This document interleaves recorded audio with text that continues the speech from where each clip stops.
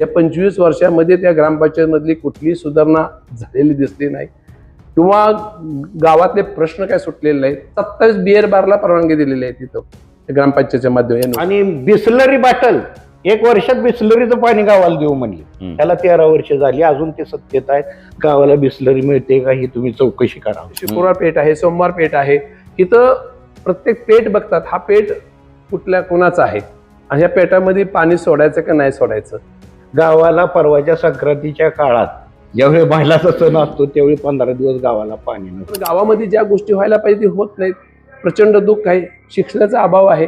11वी 12वी झाली की तर मुलांना सिनियर कॉलेज नाही आहेत.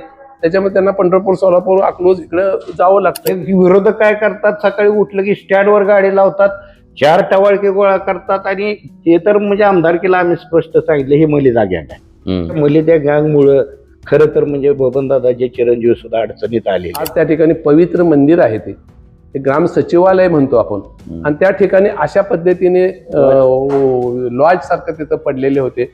अतिशय किळसवाणं वाटले. खरं तर जिथे जिथे घरकुल ज्याला पाहिजे होतं त्याला तुम्ही देऊ केलं पाहिजे, परंतु तिथेही तुम्ही राजकारण केलं. काही लोकांना हेतू पुरस्कार बाजूला ठेवलं, काही लोकांना हेतू पुरस्कार दिलं. पाणी पुरवठ्याची योजना बंद आहे.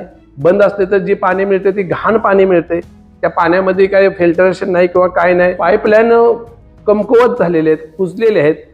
गावातले ड्रेनेज लाईन 100% चॉकअप, 100% मातीने पूर्ण भरलेले आहेत. कुठेही तुम्हाला त्या ड्रेनेज मधून पाणी थेंबर बाहेर पडतंय मुळीच दिसत नाही. म्हणजे बाळासाहेबांनी परिचारकच्या एखाद्या कार्यकर्त्यांनी एखादं काम सांगितलं ते बाळासाहेबांनी केलेलं आहे.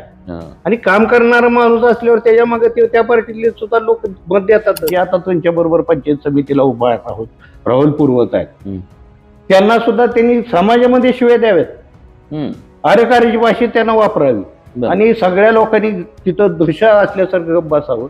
अभिताबाच्या रूपानं माढा तालुक्यामध्ये जे वातावरण निर्माण झालेलं आहे, करकम परिसरामध्ये विठ्ठल कारखाना म्हणजे आमच्या विठ्ठल पंढरपूर तालुक्याचं दैवत आहे आणि तो कारखाना सुरू झाला आणि चांगल्या पद्धतीनं चालतोय. प्रायमरी हेल्थ सेंटर मोडलीम रोडला उभा राहिलं, त्याचं चांगल्या हॉस्पिटलमध्ये रूपांतर करण्याचं काम बाळासाहेबाच्या काळात झालं, रजनीताईच्या काळात झालं. रजनीताईच्या काळामध्ये तिथं काही बेड वाढवण्याचं कामही त्यांनी चांगल्या पद्धतीने केलं. लोकांना चांगली माणसं समाजातली कळतात, लोक सुज्ञ आहेत. जरी आता हे सगळं वाटत असेल की लोक अडाणी आहेत, लोकांना काही कळत नाही, हे साफ चुकी. बाळासाहेबाचं घर जे सदन झाले ते त्यांच्या स्वकर्तृत्वावर झालेलं आहे. त्यांचे कष्ट करण्याची प्रवृत्ती, त्या कुटुंबातला कुठलाही व्यक्ती ह्या कामाव्यतिरिक्त इतर कुठं बघत नाही. जिथं राजकीय विषय येतो तिथंच फक्त ते जातात. रोज उठून कुठंतरी काहीतरी जायचं, काहीतरी वाद निर्माण करायचे, हे ह्याविषयी ते लक्ष देत नाहीत. बाळासाहेब आणि आमचे सगळेच उमेदवार आता निवडूनच आलेले आहेत याची गॅरंटी मला आहे. जसं आम्हाला खासदार चांगले मिळालेत, आमदार चांगले मिळाले, त्याबरोबर एक खालचे हे झेडपी आणि पंचायत समितीचे जर उमेदवार चांगले मिळाले तर त्यांना त्यांचे हात बळकट होते आणि त्यानंतर आम्हाला त्या माध्यमातून विकास चांगला. नमस्कार, मी अविनाश. महाराष्ट्र माझामध्ये आपणा सर्वांचं स्वागत. दर्शको, जिल्हा परिषदेच्या निवडणुकांची रणधुमाळी सुरू आहे आणि आपण वेगवेगळ्या जिल्हा परिषद गटांमध्ये जाऊन तिथल्या लोकांचे नेमके प्रश्न काय आहेत, मुद्दे काय आहेत, कुठल्या मुद्द्यावर लोक बोलतायत, कशा पद्धतीची निवडणूक सुरू आहे आणि उमेदवारांचं नेमकं म्हणणं काय, अशा बऱ्याच अंगाने लोकांसोबत बोलतोय, जातोय, संवाद साधतोय. आता देखील मी या पंढरपूर तालुक्यामधली अतिशय महत्वाची, प्रतिष्ठित, हाय व्होल्टेज असलेल्या करकम गटाच्या या जिल्हा परिषदेच्या निवडणुकीच्या निमित्तानं संवाद साधण्यासाठी बसलोय.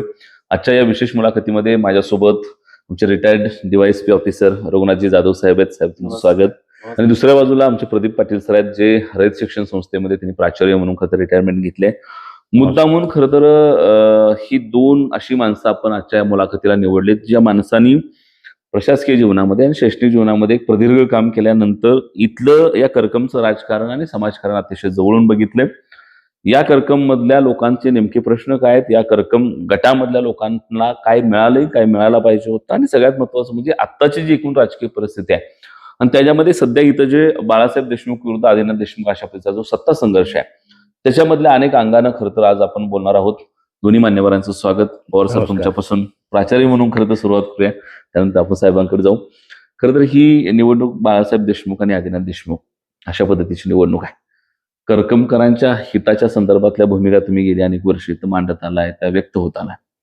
ह्या 2 उमेदवाराकडे बघितल्यानंतरचा मूळ आणि बेसिक फरक असं काय वाटतो की बाबा ह्या दोन्हीतला कुठला उमेदवार उजवा आणि का? दोन्ही उमेदवार हे एकाच घरातले आहेत. हम्म. परंतु मारुती देशमुखचं घर आणि नरसप्पा देशमुखाचं घर ह्याच्यामध्ये आमूलाग्र असा फरक आहे. हं. मारुती घरामध्ये जी मुलं आहेत ते संस्कारक्षम पद्धतीनं काम करत आहेत. हम्म. परंतु नरसप्पा देशमुख आणि त्यांची मुलं जी आहेत ती कुठल्याही प्रकारचे संस्कार आहेत हम्म. असं मला तर कधी वाटणं झालं. खरं तर राजकारणात आदिनाथला मी स्पॉन्सर केलं, त्याला ग्रामपंचायतला निवडून आणलं. परंतु नंतरच्या कालखंडामध्ये माझं वैयक्तिक अनुभव इतके मला भेटले की त्यांना कुठलं म्हणजे एखाद्यानं तुमच्यासाठी काम केलेल्याची जाणीव ठेवणं बरं. किंवा समाजामध्ये फिरत असताना बघा समोरचा एखादा प्रतिष्ठित व्यक्ती आहे, वयस्कर व्यक्ती आहे, त्याचा मान सन्मान करणं हे त्यांना कधी जमलेलं नाही. हम्म. आणि ह्याच्यामुळं ही जी निवडणूक आहेत, एका बाजूला संस्कार असलेलं घर आणि दुसऱ्या बाजूला संस्कार सोडलेलं घर, असा मेन मुद्दा हे इलेक्शन मध्ये चर्चेला येणार आहे. बर. आणि त्याच्यावरच ही निवडणूक अतिशय पद्धतीनं गाजत आहे. खरं तर म्हणजे ह्या निवडणुकीमध्ये बाळासाहेब माझ्याकडं म्हणजे आमच्या अभिजित पाटलाकडे गटामध्ये आले. त्यांनी जिल्हा परिषदची उमेदवारी स्वीकारली. खरं तर मी इच्छुक होतो, बरं. तरी सुद्धा बाळासाहेब येत आहेत हम्म. म्हटल्यानंतर एकदा त्यांच्या संस्कारामध्ये आणि ह्यांच्या असंस्कारामध्ये युद्ध होऊ द्या. हं. आपण एक तटस्थ भूमिका घेऊयात, कारण आम्ही समाजकारणामध्येच इंटरेस्टेड असलेली माणसं आहे. बरोबर. आम्हाला राजकारण अजिबात आम्ही कधी केलेलं नाही. समाजातले जी काही बेसिक प्रश्न आहेत ते दोघालाही आम्ही सांगत आलो. हम्म. म्हणजे ज्या वेळेला ही सत्ता जी आली, मारुत्यांना सुरुवातीला गावाचे सरपंच झाले बर. आणि त्या कालखंडामध्ये अण्णाने जी काम केली, म्हणजे ज्यावेळी अण्णा सरपंच झाले त्या कालखंडामध्ये इथं नवीन प्रकारचं प्रायमरी हेल्थ सेंटर मोडलीम रोडला उभं राहिलं. त्याचं चांगल्या हॉस्पिटलमध्ये रूपांतर करण्याचं काम बाळासाहेबाच्या काळात झालं, रजनीताईच्या काळात झालं. रजनीताईच्या काळामध्ये तिथं काही बेड वाढवण्याचं कामही त्यांनी चांगल्या पद्धतीने केलं. हम्म. आणि मुळात करकममध्ये जो पाण्याचा प्रश्न आहे तो अतिशय गंभीर प्रश्न आहे. हम्म. म्हणजे करकम गाव हे दुष्काळी गाव पहिल्यापासून त्या दुष्काळी गावाची ओळख होती. परंतु ह्या गावामधले सर्व शेतकरी हे कष्टकरी शेतकरी आहेत आणि प्रकाश कानाडेच्या रूपानं एक द्राक्ष धंद्यामध्ये मार्गदर्शन करणारा चांगला नेता गावाला भेटला होता आणि त्यांच्या मार्गदर्शनाखाली करकममध्ये द्राक्ष बागा भयंकर वाढल्या. कमी पाण्यामध्ये कसं आपल्याला द्राक्ष बागा पिकवायचं आणि त्याचं मार्केटिंग कशा पद्धतीनं करायचं, त्या दृष्टीनं कनकचमन द्राक्ष बागायत संघ आमचा चालू होता. चांगल्या पद्धतीनं गावाचं कामकाज चालू होतं. मी माझ्या लहानपणापासून अनेक सरपंच बघितले. हम्म. म्हणजे ह्या गावानं गुळमेराव साहेबासारखा रिटायर्ड तहसीलदार बिनविरोध एका वॉर्डामध्ये निवडून आणा, त्याला डायरेक्ट सरपंच केलं. एवढं गावामध्ये एकमत होतं, गावामध्ये एकीच वातावरण होतं. ह्याच्या मागं म्हणजे किती जरी ते मी सज्जन आहे म्हटलं तरी जनता काय सांगते हे महत्वाचं आहे. एखाद्यावर मी आरोप करण्यापेक्षा जनतेच्या मनामध्ये तुमची प्रतिमा काय हे अतिशय महत्वाचं आहे. त्यांनी ती ओळखावी. पहिल्यापासून जे खोड्या करणं किंवा नको त्या गोष्टीमध्ये अव्यवहार करणं, एखाद्याचं भांडण लावणं, दोन भावामध्ये भांडणं लावणं, घराघरामध्ये फूट पाडणं आणि त्यांच्या ह्या स्वभावामुळेच अण्णांच्या मध्ये आणि आपाच्या मध्ये फूट पडलेली आहे. ह्याला कारण जे आहे ते मूळ म्हणजे नरसापा आहेत. ज्या वेळेला अण्णा आणि ते ग्रामपंचायतमध्ये एकमेकाच्या विरोधात होते त्यावेळी अण्णा म्हणजे त्यांचे ज्येष्ठ चुलते आहेत. त्या चुलत्यांना सगळ्या ग्रामपंचायत सदस्य समोर त्या भाऊभावांनी शिव्या देणं हे गावाला तर कधी काय पटलेलं नाही आणि माझ्यासारख्या शिक्षकाला तर ते कधीच पटणार नाही. तुम्ही एखादी ग्रामपंचायतची मीटिंग घेता त्यावेळेला विरोधक असो किंवा तुम्ही सत्ताधारी असो, तुम्ही प्रत्येकाचं म्हणणं ऐकलं पाहिजे. एखादा विषय जो आहे तो चर्चेला आणला पाहिजे. हे करणं का गरजेचं आहे, ते करणं का गरजेचं नाही, ही चर्चा गावामध्ये घडली पाहिजे. ज्या वेळेला 15 ऑगस्ट असो किंवा 26 जानेवारी असो, तुम्ही लोकांच्या पुढे सगळ्याला मोकळ्या मनाने त्याची म्हणणं व्यक्त करण्याची संधी दिली पाहिजे. परंतु आताच्या तुमच्या सत्तेच्या काळामध्ये तर ती कधी संधी गेलेली नाही. एखादा बोलायला उठला तर हे भद्रे खाली अशा पद्धतीच्या अरेरावीची दर्शतीची भाषा बोलली जाते. आता तुम्हालाही वैयक्तिक अनुभव आला असेल की तुम्ही बाईक घेतात, बाईक घेतल्यानंतर त्या कार्यकर्त्यांना सुद्धा हे दम देत आहेत. म्हणजे लोकशाही त्यांच्याकडे नाही, ते हुकुमशाही ह्या पद्धतीनं वावरायला लागलेत. आणि मग अशा पद्धतीनं जर हुकुमशाही पद्धतीनं जर ते वागत असतील, स्वतःच्या थोरल्या चुलत्याला जर तुम्ही एवढ्या ह्याच्यामध्ये शिवाय देत असाल तर तुम्हाला का म्हणून लोकांनी मतं द्यावी, तर कशासाठी तुम्हाला निवडून द्यावं. ते जे आता त्यांच्या बरोबर पंचायत समितीला उभा राहुल पुरवत आहेत त्यांना सुद्धा त्यांनी समाजामध्ये शिव्या द्याव्यात, अरेकारीची भाषा त्यांना वापरावी आणि सगळ्या लोकांनी तिथं दृश्य असल्यासारखं बसावं. आता ही दोघं जर एक होत असतील तर आमच्यासारख्या सुशिक्षित वर्गानं काय निर्णय घ्यायचा. परंतु सध्या अभिताबाच्या रूपानं माढा तालुक्यामध्ये जे वातावरण निर्माण झालेलं आहे, करकम परिसरामध्ये विठ्ठल कारखाना म्हणजे आमच्या विठ्ठल पंढरपूर बरोबर. तालुक्याचं दैवत आहे आणि तो कारखाना सुरू झाला आणि चांगल्या पद्धतीनं चालतोय. आणि योगायोगानं आबा ह्या मतदारसंघातून आमदार झाल्यामुळं, उभा राहिल्यामुळं, कारण ह्यांना जे मार्गदर्शन करणारे होते ते समोरचे होते.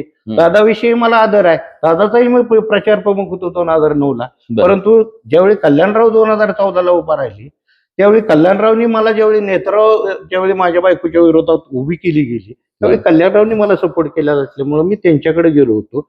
दादाविषयी आम्हाला कायच बोलायचं नाही, परंतु दादाच्या हाताखाली ही जी काम करणारी मंडळी आहेत दोघंच्या दोघं, इथं परिचारक मालकाचा संबंध कमी आहे.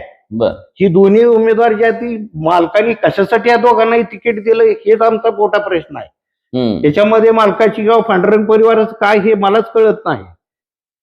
त्याच्यामुळं इथं ह्याच मालकांना तुमचा पक्ष संपवतो का संपला म्हणून काहीतरी समोरच्या उमेदवारांनीच काहीतरी केलं. अहो ते तर सांगणं म्हणजे खरं तर अतिशय घृणास्पद आहे. कारण 2012ला ज्या वेळेला हे अपक्ष म्हणून उभा राहिले जिल्हा परिषदला, त्यावेळेला मी त्यांना सपोर्ट केला होता. आणि त्या स्टेजवर ते काय बोलत होते की समोरच्या बाळूला अक्षरशः एकेरी भाषेत त्याला अतिशय शिव्या देत होते. आणि बिस्लरी बॉटल 1 वर्षात बिस्लरीचं पाणी गावाला देऊ म्हणले. त्याला 13 वर्ष झाली, अजून ते सत्तेत आहेत. गावाला बिस्लरी मिळते का ही तुम्ही चौकशी करावी. तुम्ही ऍज अ पत्रकार, ऍज अ वार्ताहर म्हणून जर सगळ्याला विचारलं तर तुम्हाला निश्चितपणे कळेल की गावाला परवाच्या संक्रांतीच्या काळात ज्यावेळी महिलाचा सण असतो त्यावेळी 15 दिवस गावाला पाणी नव्हतं. बर, आता हे तुम्हाला फक्त मी एक प्रश्न विचारला तर त्याचं इतकं काय काय आहे ज्याला सुद्धा मी थांबवलंय. जरा थोडस अजून पुढच्या टप्प्यामध्ये ते घेऊ. बाळासाहेब देशमुख नावाचा जो इथं उमेदवार उभा आहे आदिनाथ देशमुखांच्या विरोधामध्ये, त्याच्याबद्दलचं मत तुमचं काय? बाळासाहेब देशमुखाबद्दलचं माझं वैयक्तिक मत म्हणजे ते तर मी तुम्हाला सांगितलं की ती एक संस्कारक्षम फॅमिली आहे. ते जे उद्योग करतायत ते गावाच्या बाहेर करतायत उद्योग, त्यांचे मोठे मोठे उद्योग आहेत. गावात कधीही कोणाला त्यांनी असं चिमटा घेतलेला नाही किंवा कोणाच्या खिशात त्याने हात घातलेला नाही. आणि त्याच्यामुळं त्यांची प्रतिमा जी आहे ती माझ्या दृष्टीनं अतिशय चांगली आहे. कारण परवाच्या वेळी आम्ही स्पर्धक होतो, म्हणजे लोक मानाचे बाळासाहेब आपल्या पार्टीत येणार आहेत, उभा राहणार आहेत किंवा समोरनं बाळासाहेबाची उमेदवारी येणार आहे. त्यावेळी मी डेअरीपाशी आमचे एक सहकारी शिक्षक भेटले. अहो सर म्हणले ते बाळासाहेबाचे भाऊ आले होते माझ्याकडे. बरोबर आहे म्हणलं. मग म्हणलं ती चांगली आहे, उमेदवारी चांगली आहे त्यांची, तिकडून जरी आली तरी ती चांगली आहे. माझी त्यांची तरी जरा मित्रत्वाची आमची लढाई होईल. आमच्यामध्ये मी एक त्यांना चांगलं समजतो. ते शिक्षक मला म्हणले की माझ्या आयुष्यामध्ये पहिलाच माणूस असा भेटला की विरोधकाला सुद्धा चांगलं म्हणतोय. कारण इथपर्यंत मी अण्णांचं बघितलंय, बाळासाहेबांचं बघितलंय, रजनीताईचं तर त्यांना तोडच नाही. म्हणजे त्यांची बोलण्याची भाषा, त्यांचं काम करण्याची स्टाईल आहे किंवा महिलांमध्ये मिसळल्यानंतरची स्टाईल आहे किंवा एखाद्या विषयाकडे बघताना तुम्ही गंभीरतेनं बघितलं पाहिजे की बाबा आपण आपल्या बोलणारं एखादा संसार उद्ध्वस्त होतोय का याचा विचार तुम्ही केला पाहिजे. ह्यांना कोणाच्या संसाराचं काय पडलं नाही. ह्यांना फक्त वैयक्तिक स्वार्थ, वैयक्तिक राजकारण, पदामध्ये इंटरेस्ट, भावाभावामध्ये भांडणं लावणं, एखादा संसार सुद्धा मोडण्यापर्यंत यांची बदल केलेली आहे. आणि त्याच्यामुळं मला बाळासाहेबाच्या घराविषयी, बाळाच्या व्यक्तिमत्वाविषयी अतिशय चांगला आहे. आणि माझ्यापेक्षा तुम्ही जर इतर गावामध्ये तुम्ही गेला, कारण बाळासाहेबाच्या कालखंडामध्ये ग्रामपंचायत सत्ता त्यांच्याकडे नव्हती, जरी जिल्हा परिषदेचे ते सदस्य होते, तर ग्रामपंचायतने त्यांना कधी सहकार्य केलं नाही. परंतु इतर गावातल्या ग्रामपंचायतीमध्ये परवा मी उंबऱ्याला गेलो होतो त्यांच्याबरोबर, तर लोक कौतुक करत होते की बाळासाहेब तुम्ही ही रस्ता केला, 10 वर्ष झालं चांगल्या पद्धतीत आहे. आणि आता नवीन रस्ता होतोय लगेच 2 वर्षात उकडतोय. तुम्ही आमच्याकडे प्रायमरी हेल्थ सेंटर केलं, एक तर मला मी बाळासाहेब पाणी मारत होतो तुमच्या त्याच्यावर, आणि तुम्ही कधी सिमेंटचा विचार केला ना, अतिशय क्वालिटीचं हॉस्पिटल आमच्यासाठी उपलब्ध केलं. हे आता करडचा माझा विषय आहे. इकडं मी वापळकर वस्तीवर बाळासाहेबांपर्यंत गेलो होतो. वापळकर वस्तीकडे गेला तर तुम्ही 1-1.5 किलोमीटर गेला तर पूर्ण डांबरी रस्ता आहे, आणि तो बाळासाहेबांनी केलाय. बाळासाहेबाचं मतदारसंघामध्ये कॉन्टॅक्ट नाही हे म्हणणं माझ्या दृष्टीनं गौण आहे. कारण बाळासाहेबांनी जी कामं केली ती कामासाठी त्यांची ड्युटी आहे. त्यांनी जिल्हा परिषद मध्ये बोललं पाहिजे. स्टँडवर गाडी उभा करायची, 4 टवाळक्या गोळा करायची म्हणजे संपर्कात आहे असं आहे का? हे विरोधक काय करतात, सकाळी उठलं की स्टँडवर गाडी लावतात, 4 टवाळके गोळा करतात आणि ते तर म्हणजे आमदारकीला आम्ही स्पष्ट सांगितलं हे मलिदा गँग आहे आणि आम्ही त्यांना मलिदा गँगशिवाय दुसरं काही बोलू शकत नाही. इतकं त्यांनी खालच्या पातळीच्या गोष्टी केलेल्या आहेत आणि त्या मलिदा गँगमुळं खरं तर म्हणजे बबनदादाचे चिरंजीव सुद्धा अडचणीत आलेले आहेत. खरं तर म्हणजे अभिताभांना 3,500 लीड ह्या गावामध्ये मिळतं, त्याला हे सुद्धा तितकेच जबाबदार आहे. आणि त्याच्यामध्ये ह्यांचा राग तिकडे ह्यांच्या राग म्हणजे ऑटोमॅटिक आबाकडे ती लोक कन्वर्ट झाले. आबाच्या रूपाने एक चांगलं नेतृत्व त्यांच्यामध्ये दिसलं आणि हे सगळं नेतृत्व असं दिशाहीन. परिचारकांच्या बाबतीमध्ये थोडस इथं एक ट्विस्ट आहे. म्हणजे मी बऱ्याच लोकांना खाली जाऊन भेटलो तर परिचारकांची काही लोक हे इंटरनली असं सांगतात की आम्ही बाळासाहेब देशमुखांना मदत करणार. हे थोडंसं उलट सुलट का जाणवतंय असं? त्याच्या मागे बाळासाहेबाचं काम आहे. म्हणजे बाळासाहेबांनी परिचारकच्या एखाद्या कार्यकर्त्यांनी एखादं काम सांगितलं ते बाळासाहेबांनी केलेलं आहे आणि काम करणारा माणूस असल्यावर त्याच्या मागे त्या पार्टीतले सुद्धा लोक मत देतातच. ज्यावेळी विठ्ठल कारखाना अभिजित पाटलांनी चांगला चालू केला, चांगला दर दिला, दराची स्पर्धा लावली, ऑटोमॅटिक पांढरंग परिवारातल्या लोकांनी आम्हाला मतं दिलेत ना. बरोबर. लोकांना चांगली माणसं समाजातली कळतात, लोक सुज्ञ आहेत. जरी आता हे सगळं वाटत असेल की लोक अडाणी आहेत, लोकांना काही कळत नाही, हे साफ चुकी. सामान्यातला सामान्य जरी असला तर आता मोबाईल बघतोय, युट्यूब बघतोय, त्यांनाही कळतंय, त्यांनाही स्वतःचा स्वाभिमान आहे आणि त्या स्वाभिमानातून अभिजित आबा चांगल्या पद्धतीने निवडून आले. कारण त्यांची वैयक्तिक इमेज, त्यांचं काम करण्याचा धडाका आणि आता तर इतकं आबा फेमस झालेत की बाळासाहेब आणि आमचे सगळेच उमेदवार आता निवडूनच आलेले आहेत ही याची गॅरंटी मला आहे. कारण ज्या वेळेला आम्ही एखादी गोष्ट हाती घेतोय त्यावेळी मन लावून आम्ही काम करतोय. माझ्याबरोबर रघुसाहेब काम करतायत. रघुसाहेबांची आणि आमची दोघांची इच्छा प्रामाणिक अशी होती की बाबांनो गावाचा विकास बघा, गावात एक रस्ता चांगला नाही आणि विकासाच्या गप्पा मारताय, पाणी गावात मिळत नाही आणि तुम्ही विकासाच्या कशा मूलभूत गरजा काय, अन्न वस्त्र निवारा, निवाऱ्याच्या बाबतीत ते म्हणतात की आम्ही घरकुलं की दिली. बरोबर आहे, ठीक आहे, घरकुलं दिली म्हणजे ती पंतप्रधान योजनेतनं जनतेसाठी दिलेली होती. खरं तर जिथे जिथे घरकुल ज्याला पाहिजे होतं त्याला तुम्ही देऊ केलं पाहिजे, परंतु तिथेही तुम्ही राजकारण केलं. काही लोकांना हेतू पुरस्कार बाजूला ठेवलं, काही लोकांना हेतू पुरस्कार दिलं. घरकुलं झाली पाहिजे ह्या मताचा मी तर आहे, कारण लोकांचं स्टँडर्ड ऑफ लिव्हिंग वाढलं पाहिजे आणि त्या दृष्टीनं ते मोदी साहेबांनी केलेलं काम होतं. परंतु त्या कामात सुद्धा आडवाढीव करणं ही अतिशय चुकीचं असंस्कारक्षम गोष्ट आहे. त्यांनी राजकारणामध्ये खरं तर ह्या गोष्टी जनता सहन करणार नाही. हा मूलभूत हस्तक्षेप झाला, हस्तक्षेप, भ्रष्टाचार पण त्यामध्ये झाला. भ्रष्टाचार झाला ती जनता सांगते. कारण मला काय मी घरकुलाचा लाभार्थी नाही, परंतु अनेक लोक माझ्याकडे आले, सर हप्त्याला एवढे हजार घेतात, माझा हप्ता ठरवला, विहिरीला एवढ्या हप्ता काढायला घेतात, माझ्या विहिरीचा हप्ता दिला नाही. मग ते लोक बोलतायत, ते त्यांच्याशी जर संवाद साधला तर मी बोलण्यापेक्षा त्यांनी बोललेले तुम्ही पॉइंट आउट केलं तर मला आनंद. खरं तर बाळासाहेबांवर अजून एक आरोप आहे, ते म्हणजे लोकांना फार भेटत नाहीत आणि किंवा त्यांच्या घराकडे आलं तर आता आम्ही निवडणूक सोडली, आमच्याकडे येऊ नका असं म्हणतात, असं समोरचे विरोधक म्हणतात. आणि विशेष म्हणजे मधली ही जी प्रशासनाची 4-5 वर्ष गेली, कारण 2 टर्म जिल्हा परिषदेच्या आणि त्यानंतर मध्ये मोठा काळ आहे प्रशासनाचा, तो गॅप आहे. आता हे कसं फ्रेम बांधायचं, तुम्ही कशी उत्तर देणार सांगा लोकांना?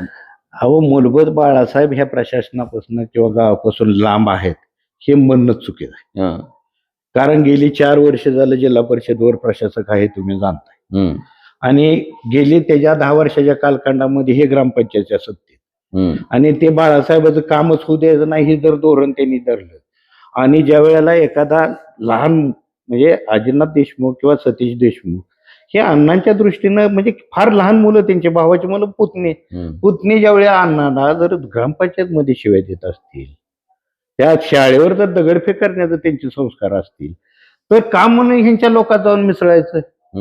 त्यासाठी राहुल काका होते ना भांडायला तिकडे, राहुल काका भांडत होते, राहुल काकाची सगळी टीम त्यांच्या विरोधात जात होती, पुण्यापर्यंत राहुल काका गेले होते, दंडवत आंदोलन झालं, सगळं झालं, ते करत होते आणि त्याला बाळदादा आम्ही सगळी मंडळी त्यांना म्हणत होतो करा तुम्ही, आम्ही आहे तुमच्या बरोबर.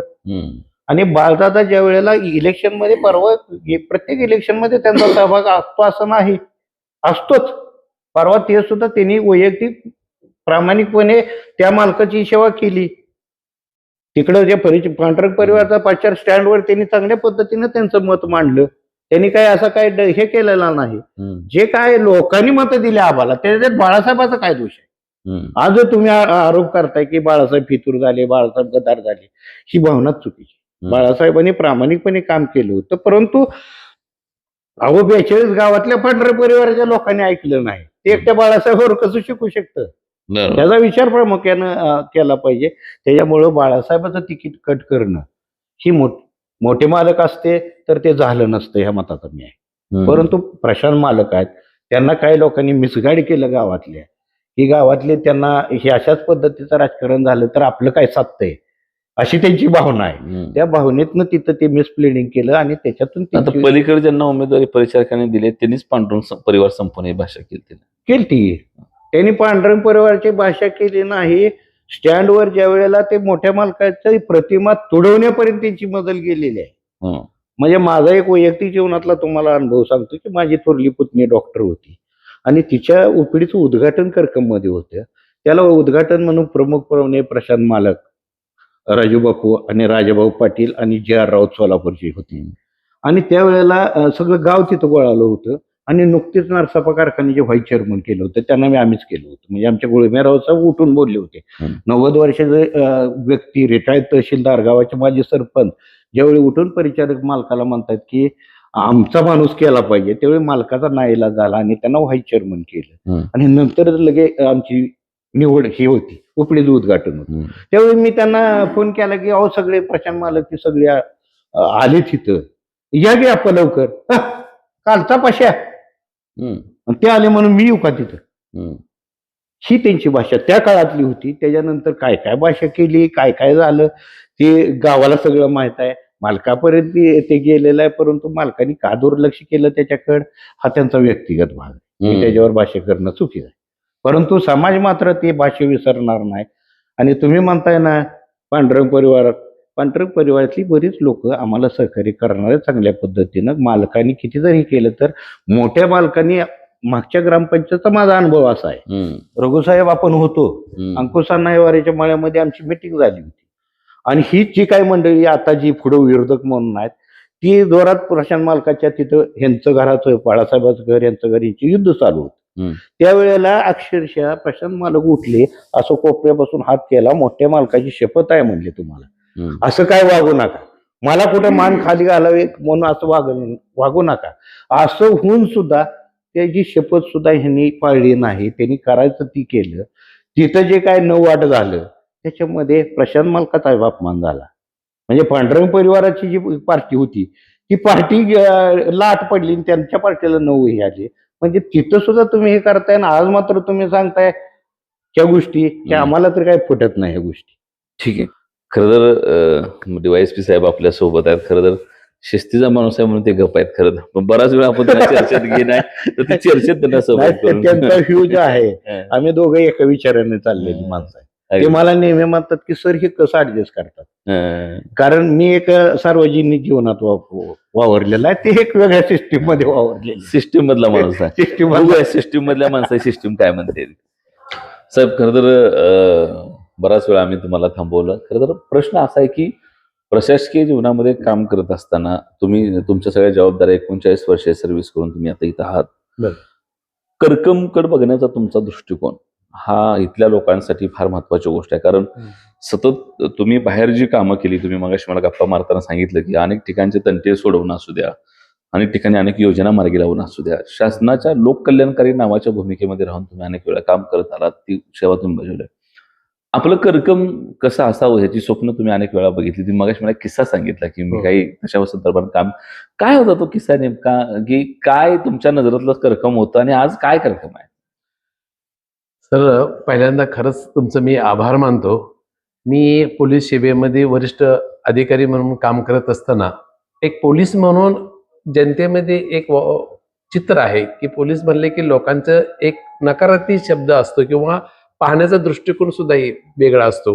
परंतु त्या पलीकडे जाऊन मी एक पोलिसाची वर्दी ही समाजसेवा या दृष्टिकोनातून घालून मी समाजामध्ये गेलो आणि त्या समाजामध्ये 3-4 तालुक्याचा मी पुणे जिल्ह्यामध्ये प्रमुख म्हणून काम केलं. त्याच्यामध्ये आंबेगाव तालुका होता, खेड तालुका होता, हवेली तालुका होता आणि हिवरे बाजारचा उद्देश होता की बाबा पोपटराव पवार त्या ठिकाणचं गाव कसं सजलाम सुफलाम करतात, महिलांच्या हातामध्ये कसं ते दरडोई उत्पन्न 22,000 रुपये मिळतात महिलांना, कशा पद्धतीने करतात.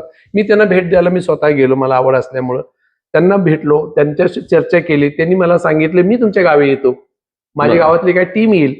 त्यानंतर माझे काय तालुक्यातली लोक घेतले, आंबेगाव तालुक्यातली, आणि त्या दोन्ही टीमला घेऊन मी करकमला आलो. आणि ग्रामपंचायत त्यावेळेस हे आदिनाथ देशमुख आणि ही संपूर्ण टीम त्यावेळेस कार्यरत होती.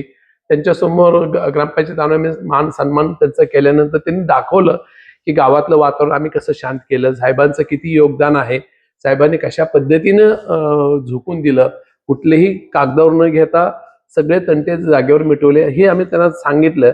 आणि त्याचं गावामध्ये सुद्धा चांगलं वातावरण व्हावं, गावातली विकास चांगली व्हावीत, गावामध्ये जी काही इतर गावामध्ये पाहतो जी गावं जगाच्या नकाशावर यायला लागलेली आहेत आणि आपलं करकम गाव अतिशय पाठीमागं चाललेलं आहे. म्हणजे 30 वर्ष आम्ही मागे आहोत. आमचं गाव 28 ते 29,000 लोकसंख्येचं गाव आहे. पण पंढरपूर तालुक्यातलं 1 नंबर गाव आहे, महसुली गाव आहे. सुदैवाने आज आम्ही पूर्ण आमचं पाणी आणि सगळं सिंचनच्या खाली गाव आलेलं आहे. इथं महापुरुषांचे कुठले पुतळे नाहीत की जेणेकरून त्या पुतळ्याच्या माध्यमातून छत्रपती शिवाजी महाराज असेल, डॉक्टर बाबासाहेब आंबेडकर साहेब असतील किंवा इतर महापुरुष आहेत त्यांचे पुतळे, ते जेणेकरून त्यांची प्रेरणा आपल्या लोकांना मिळेल. त्यानंतर मी स्वतः इथं आल्यानंतर एक अभ्यासिका सुरू केली सर. त्या अभ्यासिकेच्या माध्यमातून आज 45 मुलं मुली तिथं अभ्यास करतात. 7 मुलं आता निवड झाली राज्यसेवेकडून, ती आता गेलेली आहेत सर. त्या अभ्यासिकेला भेट द्यायला सुद्धा कुठला इथं लोकप्रतिनिधी आजपर्यंत आला नाही. काय अभ्यासिका चालली आणि काय चाललेली आहे, म्हणजे ह्यांच्या डोक्यामध्ये अभ्यास करते ती लोक कशाचा अभ्यास करते, ते राज्यसेवा जे लोक तुमच्याकडे ती साधी प्रतिनिधी भेट द्यायला आले नाहीत, ती लोक कशाचा अभ्यास करते. ती गावामध्ये जी काय आता सरांनी सांगितल्याप्रमाणे आम्ही विचारलं विकास कामं काय झाली, घरकुल दिले, विहिरी दिल्या, संडासं बांधली. अरे हे शासनाचंच काम आहे ना, तुम्ही वैयक्तिक काय शेत विकून तिथे दिलेले आहेत का. आणि त्याच्यामध्ये काय भ्रष्टाचार झाल्या सरांनी सांगितल्यामुळं जी आता माझ्याकडे जे 16-17 प्रकरण आलेले आहेत, अजूनही त्याची बिलं निघा नाहीत, हप्ता दिल्याशिवाय मी तुमचं घरचं पुढलं काम करत नाहीत असं म्हणतात. हा विकास म्हणायचा का सर. आज आमचे शुक्रवार पेठ आहे, सोमवार पेठ आहे, इथं प्रत्येक पेठ बघतात हा पेठ कुठल्या कोणाचा आहे आणि ह्या पेटामध्ये पाणी सोडायचं का नाही सोडायचं, किंवा ह्या पेठ हो साहेब दिवाळीमध्ये आम्हाला 9 दिवस पाणी नव्हतं, जिथं पहिली आंघोळी दुसरी आंघोळी असायचं. मी आता गावामध्ये ज्या गोष्टी व्हायला पाहिजे होत नाहीत, प्रचंड दुःख आहे. शिक्षणाचा अभाव आहे.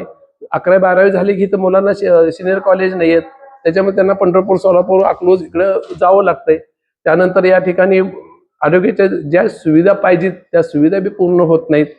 त्या ठिकाणी हे सगळं होतं ना, पुन्हा हाच प्रश्न आहे, म्हणजे पुन्हा एका दुसऱ्या नजरेतून सिस्टीम मध्ये काम केलेला माणूस उद्या इथे जिल्हा परिषदेच्या निवडणुका लागल्या आहेत. या जिल्हा परिषद निवडणुकांमध्ये आपल्या करकम गटासाठीचे 2 उमेदवार समोर आहेत, आदिनाथ देशमुख आणि बाळासाहेब देशमुख. बरोबर. कोणता देशमुख सक्षम वाटतो आणि त्याचे कारण काय वाटतं, आणि का दुसरा कुणीही दोघातला सक्षम वाटत नसेल तर त्याचं कारण काय. तर ह्याच्यामध्ये 2 गोष्टी आहेत. मला पुढल्या व्यक्ती काय करतो ह्याच्यापेक्षा त्याच्या ज्या चुकीच्या गोष्टी आहेत हे मला समाजापुढे मांडणं मला आवडेल. की आता बाळासाहेब देशमुख आता उभा राहिलेले जे जिल्हा परिषद साठी, यापूर्वी सुद्धा त्यांनी 5 वर्ष काम केलेले आहे. त्यांच्या मिसेस रजनीताई सुद्धा महिला व बाल विकास समितीच्या सभापती होत्या, त्यांनी मी काम केलेलं आहे. आता मधल्या 4 वर्षामध्ये प्रशासन नेमलेलं आहे. आणि आदिनाथ देशमुख जे आहे आता जे माजी सरपंच उपसरपंच जे होते ते आज पण कार्यरत आहेत, आज सत्तेवर आहेत, आज सुद्धा ते काम करू शकतात. आणि ते काम करू शकत असताना त्यांनी त्या 10 वर्षात काम केलं नाही, म्हणून मी ह्या 25 वर्षात मी काय काम केलंय हे सुद्धा त्यांनी आत्मपरीक्षण केलं पाहिजे. इथले आहे तसेच रोड आहेत, पाणी पुरवठ्याची योजना बंद आहे. बंद असले तर जे पाणी मिळते ते घाण पाणी मिळते. त्या पाण्यामध्ये काही फिल्टरेशन नाही किंवा काय नाही. ज्या पाईपलाईन आहेत, ज्या टाक्या नुसते नावाला बांधलेल्या आहेत, पण तिथं पाणी शून्य आहे, एक थेंब पाणी नाही. आणि ते टाक्याचं एस्टिमेट काढायचं आणि ते पाठवून द्यायचं. ते पाईपलाईन कमकुवत झालेले आहेत, कुजलेले आहेत. गावातले ड्रेनेज लाईन 100% चॉकअप, 100% मातीने पूर्ण भरलेले आहेत. कुठेही तुम्हाला त्या ड्रेनेज मधून पाणी थेंबर बाहेर पडतंय, मुळीच दिसत नाहीत. हे लोकांनी त्यांना नाकारलेलं आहे. जे पडलेले आहेत उमेदवार आणि जे जुने आहेत तेच तिथे लोळत असलेले मला दिसले. इतकं वाईट वाटलं सर. महिला भगिनी आहेत, आज त्या ठिकाणी पवित्र मंदिर आहे, ते ग्राम सचिवालय म्हणतो आपण, आणि त्या ठिकाणी अशा पद्धतीने लॉज सारखं तिथं पडलेले होते. अतिशय किळसवाणं वाटले सर. मी ज्यावेळेस माझ्या फुरसुंगी ग्रामपंचायतीला बघितलं साहेब, तिथं ग्रामसेवक बसतो, त्याचं कॅबिन वेगळं आहे. जे वार्ड 6 आहेत त्या 6 वार्डाचे वेगवेगळे कॅबिन तिथं सगळं कॉम्प्युटराईज आहेत, सगळं संगणक बसवलेले आहेत. जर त्या 6 नंबर वार्डाचा माणूस आला तर 6 नंबर कॅबिनला जाईल, तिथे त्याचे प्रश्न मांडेल. हे त्यांना सांगितलं की असं काहीतरी आपण नियोजन करावं. पण काही नाही सर, या 25 वर्षामध्ये त्या ग्रामपंचायत मधली कुठलीही सुधारणा झालेली दिसली नाही किंवा गावातले प्रश्न काय सुटलेले नाहीत. 27 बिअर, मी नावं ठेवत म्हणजे वस्तुस्थिती सांगतो तुम्हाला, 27 बिअर बारला परवानगी दिलेली आहे तिथं ग्रामपंचायतच्या माध्यमातून NOC. आणि इतक्या मोठ्या प्रमाणामध्ये इथं मद्यपान आणि करून नवीन युवक जी व्यसनाधीन होतात सर. मी अजून सुईच्या टोकावर त्या व्यसनाला मी कधी सोडलं नाही. मी पोलीस खात्यात असो, पण मला ते दुःख होते. माझे नवीन युवक अशा पद्धतीने जर झिंगत जर जात असतील आणि जर 3-4 एक अर्धा वाईट घटना पण घडल्या सर, नवीन युवक दगावले सर त्या अपघातामध्ये, तर अशा पद्धतीने या गोष्टी होतात सर. दुसरी गोष्ट मी मगाच सांगितल्याप्रमाणे बाळासाहेब देशमुख आणि अजितनाथ देशमुख यांच्याबरोबर मला काय देणं घेणं, माझ्या गावचा विकास होईल त्या व्यक्तीशी मी प्रामाणिक आहे.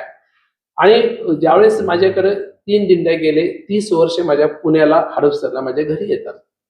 त्या दिंडीमध्ये आमची बजलिंग महाराजांची संजीवनी समाधी आहे आमच्या गावामध्ये, त्यातली एक दिंडी आमच्या इथे येत असते. जवळजवळ 13-14 वर्ष झाले माझ्या दिंडीमध्ये हे बाळासाहेब देशमुखचा जो मोठा मुलगा सौरभ हा त्या दिंडीमध्ये पायी आळंदी टू देहू टू पंढरपूर चालत येतात. माझ्या घरी एक दिवस मुक्काम असतो त्यांचा. त्याच्याबरोबर त्यांच्या मिसेस रजनीताई देशमुख हे सुद्धा त्या दिंडीत सामील होऊन तिथून पंढरपूर पर्यंत चालत येतात. हे असं हे कुटुंब एकंदर माझ्या डोळ्या नजरेसमोर दिसते. आणि इथली परिस्थिती बघितली राजा देशमुखाची, हे सगळ्याकडे पूर्ण असुरक्षित असं जीवन किंवा तिथलं वातावरण गावातलं इतकं म्हणजे असं आहे की सगळं मलिदा गँग सगळे गोळा झालेले आहेत आणि तिथं टवाळगी उभा राहिलेले आहेत. महिला भगिनी सुद्धा आज जायला प्रवेश नाही. आज लोकशाही म्हणतो, लोकशाहीच्या माध्यमातून आपण महिलांचा आदर करतो, पण तिथे त्या गोष्टी होत नाहीत. जे मी तालुक्यात काम करून मी बघितलेलं आहे ते इथं व्हावं, घडावं ही अशी माझी प्रामाणिकपणे इच्छा, पण ते माझं काय आजपर्यंत स्वप्न पूर्ण होत नाहीत. पण आता ह्या जिल्हा परिषदच्या इलेक्शन किंवा पंचायत समितीच्या इलेक्शनच्या माध्यमातून एक चांगलं व्यक्ती, जसं आम्हाला खासदार चांगले मिळालेत, आमदार चांगले मिळाले, आणि त्याबरोबर एक खालचे झेडपी आणि पंचायत समितीचे जर उमेदवार चांगले मिळाले तर त्यांना त्यांचे हात बळकट होते आणि त्यानंतर आम्हाला त्या माध्यमातून विकास चांगला करता येईल. खरं तर शेवटचे पुन्हा 2 प्रश्न आहेत. तुमच्या भागामध्ये ज्यावेळेला आम्ही लोकांमध्ये जातो, प्रश्न विचारतो, ग्राउंड रिपोर्ट करतो, त्यावेळेला दहशत आणि भ्रष्टाचार अशा 2 शब्द सातत्यानं समोरच्या उमेदवाराच्या संदर्भानं बोलले जातात. वस्तुस्थिती काय? दहशत आणि भ्रष्टाचार तर न सांगणे इतपत गेलेला आहे. परवाच म्हणजे माझ्या बाबतीत एक घटना घडली होती. म्हणजे 25 सप्टेंबरला पंढरपूरमध्ये ह्यांच्यातलाच एक कार्यकर्त्यानं माझ्या अंगावर गाडी घालण्याचा प्रयत्न केला होता. म्हणजे पंढरपूरमध्ये जो पूल आहे सरगम चौकातून वर जाताना, तिथं पावसाळ्यात खड्डे असतात, तिथून गाडी मी ऍक्टिव्हवर होतो, मागून हे माणूस गाडी घेऊन माझ्या मागं होता. 13 वेळा मला त्यानं हॉर्न मारला की जेणेकरून मी मागं वळून पडावं. आणि त्या पद्धतीनं केल्यानंतर सुद्धा तिथं मी थोडस म्हणजे अजितनाथचा फोन मला सेन्सिटिव्ह आला होता. आल्यानंतर मी म्हणलं तुझं काय संबंध आहे अजितनाथ तुझा? आणि त्यावेळेला माझ्या मागे जी बसलेली होती 73 वर्षाची जी ज्येष्ठ व्यक्ती, ते म्हणले अहो सरपंचाचा फोन आहे तर माझ्याकडे द्या. आणि ते सरपंचाला बोलले की बाबा अरे बाबा तुला मूळ प्रश्न माहिती घेतली का? डायरेक्ट लगेच सरांनाच फोन केला, सरांना बोलायला लागला का? अरे तसं नाही, तो तुमचा जो माणूस आहे तो आम्हा दोघालाही मारत होता, इथपर्यंत झालेला आहे. आणि तुम्ही सरपंच आहात, गावातले प्रथम नागरिक आहे, तुम्ही अगोदर माहिती घेत चाला आणि मग बोलत चाला. पाटील सर तुम्ही जवळचे नातेवाईक आहात. आज ते पाटील सर तुमच्या विरोधात असतील, उद्या कदाचित तुमच्या बरोबर असतील, मागं तुमच्या बरोबर होते. लगे असं गरम गरम एखाद्या सरपंचानं व्यक्त होणं हे माझ्या दृष्टीनं चुकीचं आहे म्हणल्यावर आदिनाथ गप बसला. म्हणजे संस्काराने ह्या ज्या गोष्टी आपण ज्यावेळी बोलतो, परिपक्वता ज्या गोष्टी जे बोलतो ते विरोधाभासच आहे. त्याच्यामुळं त्याविषयी न बोललेलं बरं, कारण जनतेने बी आमच्यातल्या सामान्य लोकांनी इतकं भोगलेलं आहे, परंतु ते व्यक्त करू शकत नाहीत. परंतु मी व्यक्त करून पोलीस स्टेशनला मी रितसर 80 त्यांच्या विरोधात नोंदवलेली आहे आणि त्या पद्धतीने त्यांच्यावर कारवाई झालेली आहे. साधारण जर हे बघितलं तर लोकांच्या समोर ह्या सगळ्या गोष्टी आहेत. ह्या गावातले एक जाणकार, ह्या दोन्ही कुटुंबांना तुम्ही जवळनं बघितलेली व्यक्ती म्हणून खरं तर तुम्हाला ह्या व्हिडिओमध्ये आपण बोललो, तुमच्याशी संवाद साधला, मुलाखत केली. निवडणुका होत जात राहणार आहेत. खरं तर या भागाचा विकास होणं मला वाटतं सगळ्यात जास्त महत्वाची गोष्ट आहे. लोक कल्याणासाठी काम करत राहणं हे तुम्ही दोघंही प्रशासनामध्ये आणि नोकरीमध्ये दोघेही तिथं काम केलं, शिकलाय. त्या करकमकरांच्या समोर ही सगळी परिस्थिती आहे. उद्या निवडणुकांना काही दिवसांचा अवधी, प्रचार प्रसार होत राहील. काही गोष्टी लोकांच्या समोर असाव्या ही भूमिका खरं तर तुम्ही मांडली. तुमचे जे उमेदवार आहेत ते जर लोकांपुढे योग्य भूमिका घेऊन जात असतील आणि तशा संदर्भातली मागणी करत असतील तर लोक त्यांच्या पाठीमागे खंबीर उभा राहतील. लोकशाही हा आपल्या सगळ्यासाठीचा, निवडणुका हा आपल्या सगळ्यांसाठीचा लोकशाहीतला उत्सव आहे. त्या उत्सवाला सामोरे जात असताना अतिशय विनम्रपणानं सगळेजण सामोरे जातील अशी अपेक्षा करूया. आणि सगळ्यात महत्वाचं म्हणजे या निवडणुकांच्या माध्यमातून मिळणारी संधी ही विकास कामांना हातभार लावण्यासाठी जी आहे, अशा संदर्भातल्या भूमिका सगळ्यांनीच मानाव्या, तशा पद्धतीचं काम करावं अशा अपेक्षा व्यक्त करूया. तुम्ही ज्येष्ठ आहात, वेळ दिला त्याबद्दल धन्यवाद. धन्यवाद.